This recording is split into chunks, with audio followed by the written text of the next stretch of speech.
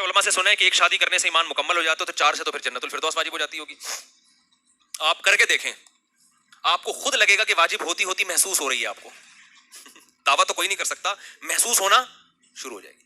گناہ جھڑنا، ٹینشنیں اتنی آئیں گی کہ آہستہ آہستہ گناہ معاف ہونا شروع. آپ کو ایسا لگے گا اللہ تو نے اتنی ٹینشن مجھے یہاں رکھا، میرا ضمیر کہتا ہے کہ تو اتنی مجھے وہاں ٹینشن نہیں دے گا. وہ کہتے ہیں ایک آدمی کو خواب آیا کہ فرشتے پوچھ رہے ہیں بھائی کتنی شادیاں. اس نے کہا ایک شادی، بولا ادھر جہنم میں. کتنی؟ 2، چل جنت میں. تو یہی پوچھ رہے ہیں. کسی نے فرشتوں سے پوچھا بھائی یہ کیا ہے؟ اس نے کہا یہ پہلے بیچارہ 2 شادیوں والا جہنم دیکھ کر آیا ہوا ہے، اس کو یہاں پہ.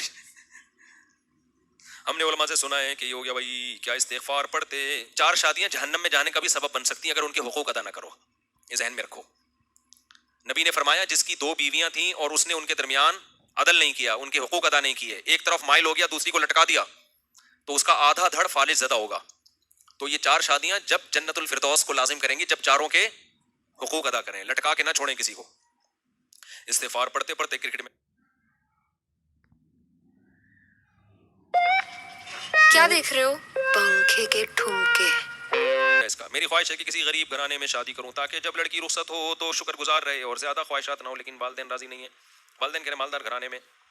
دیکھو انسان کا جہاں مینٹل لیول ملتا نہیں ہے نا، وہاں پھر انسان محبت بھی نہیں کر پاتا. تو اگر بہت زیادہ مالدار آدمی بہت زیادہ غریب لڑکی سے شادی کرے گا تو لڑکی تو شکر تو ادا کرے گی، لیکن اس میں اس بات کا بھی خطرہ ہوتا ہے کہ صرف شکر ہی ادا کرے گی، مرد کو اس شکر کی قدر بھی نہیں ہوگی. وہ کہے گا ظاہر ہے وہاں اس کو روٹی نہیں ملتی تھی اور ہمارے یہاں پیزے کھا رہی ہے، برگر کھا رہی ہے، تو وہ شکر کو بھی قدر کی نظر دیکھے گا نہیں. تو نکاح میں اس کا خیال کرنا چاہیے اپنے سے کمتر ہو. آپ جہاں لڑکی سے شادی کر رہے ہیں وہ آپ سے کمتر لیکن بہت زیادہ فرق نہ ہو.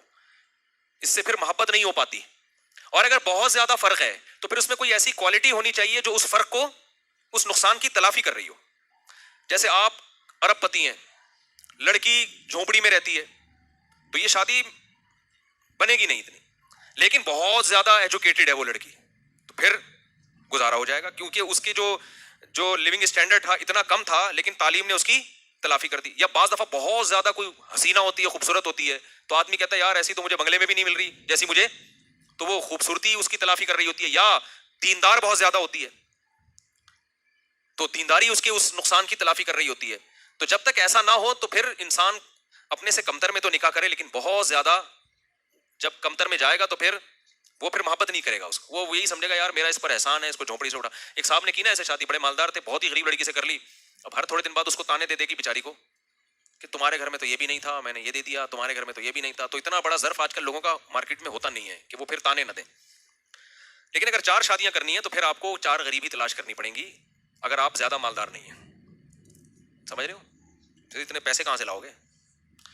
تو میرے بھائی، میرے بیٹے، محمد ابراہیم کی آنکھ آپریشن ہے، دل سے دعا جی اللہ تعالیٰ کامیاب کریں.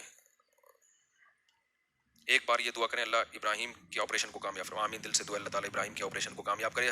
مفتی صاحب جب صحابہ کرام شادی کرتے تھے نہایت سادگی سے کرتے تھے، نبی صلی اللہ علیہ وسلم کو بھی مدعو نہیں کرتے تھے. جبکہ آج اگر ہم اس طرح کرتے ہیں تو لوگ ناراض ہو جاتے ہیں کہ ہمیں نہیں بلایا، فلاں رسم نہیں کی گئی. ایسے میں سنت کے مطابق سادگی سے کیسے نکاح کریں؟ پرواہ نہ کریں لوگوں کی. صحابہ کر لیتے تھے، جو مل گئے جو قریب تھے ان کو بلا لیا، جو دور ہیں ان کو رہنے دیا. تو آپ بھی ایسے کر لیں. لوگ اس پہ ناراض ہوتے ہیں کہ فلانے والے کو تو بلا دیا، ڈمکانے اس کو نہیں بلایا، حالانکہ رشتہ دونوں سے سیم ہے. اب بڑے بھائی کو بلایا، چھوٹے بھائی کو نہیں بلایا، تو پھر تو اس کو غصہ آئے گا نا. وہ بالکل بجا غصہ ہے. تو جو جس کیٹیگری کے لوگوں کو بلا رہے ہیں ان میں پھر سب کو بلانا پڑتا ہے آپ کو. مفتی صاحب میرا سوال یہ ہے کہ کیا آدمی اپنا نکاح خود پڑھا سکتا ہے اگر پڑھانا آتا ہو؟ جی خود بھی پڑھا سکتا ہے اپنا نکاح. افضل یہ ہے کہ کسی نیک آدمی سے نکاح پڑھایا جائے. صحابہ کرام کے دور میں بھی کوئی تیسرا نکاح پڑھایا کرتا تھا، لیکن جائز ہے اپنا نکاح خود پڑھا سکتا ہے. آپ مولانا اسلم شعوری صاحب جو تھے انہوں نے اپنا نکاح خود پڑھایا. جب میں مجھے بیان کے لیے بلایا تھا تو حضرت مولانا اسلم شعوری شہید رحمۃ اللہ علیہ اپنا نکاح خود پڑھایا. انہوں نے کہا میں نے فلانی سے اپنا نکاح کیا. خود قبول ہی ہو گیا نا، بقیہ تو ہو گیا. آج ایک دولہا آیا، میں نے قبولوانے سے پہلے قبول لیا. وہ اثر میں نا میں نے مذاق سوچا تھا لیکن میں نے کہا ایسا نہ ہو بے عزتی نہ محسوس کرے نا. میں نے ان سے کہا میں نے فلانی بنتے فلان سے آپ کا، میں نے فلاں بنتے فلاں سے آپ کا نکاح کیا. آپ نے ابھی، میں بولنے والا تھا قبول، آپ نے قبول کیا. یہ الفاظ میں بولتا ہوں نا، ابھی میں نے بولنے نے قبول ہے. تو مجھے پھر مذاق سوچا لیکن میں نے کیا نہیں. میں نے کہا بہت زیادہ اسپیڈ ہے آپ کی، اسپیڈ تھوڑی سی.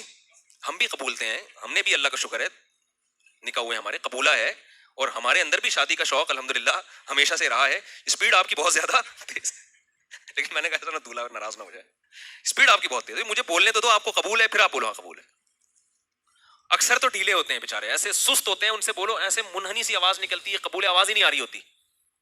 تو میں ان سے کہتا ہوں ایسے قبول ہو جیسے جب گھر میں بعد میں چیخ چلا کے بات کرو گے نا, گھر میں بعد میں تو کیسے چیخ رہے ہوتے ہیں نا, ایسے ابھی ایسے ملنسار بنے ہوئے ہیں کہ آواز ہی نہیں نکل رہی, ایسے شریف شروع بنے ہوئے ہوتے ہیں, بعد میں حالات دیکھو کیا ہوتے ہیں. لیکن آج دولہا کو دیکھ کے مزہ آیا, اسپیڈ بہت تیز تھی ماشاءاللہ. ایسا دولہا ٹائٹ ہوتا ہے. ابھی ہم نے قبولوایا ہے نہیں, پہلے سے قبول ہے. میٹابولزم ہوتا ہے انسان کے اندر نا. اچھا میرے بھائی, گاڑی میں تیز آواز سے تلاوت یا نعت لگانا کیسے جائز ہے؟ لوگ سن رہے ہو تو لگائیں تلاوت, نہ سن رہے ہو تو پھر نہ لگائیں. آج کل صبور نام لڑکیوں کا رکھا جا رہا ہے, حالانکہ یہ اللہ کا نام ہے, اور وہ نام جو مرد اور عورت دونوں میں رکھا جاتا ہے وہ نام رکھنا کیسے جائز ہے؟ بعض نام مرد اور عورت دونوں میں مشترک ہیں. بہتر یہ کہ صبور نام نہ رکھیں, اس لیے نہیں کہ اللہ کا نام ہے, بلکہ صبور کا مطلب صبر کرنے والی. اس کا مطلب آپ یہ فرض کر لیں مصیبتیں آئیں گی پھر یہ کیا کرے گی؟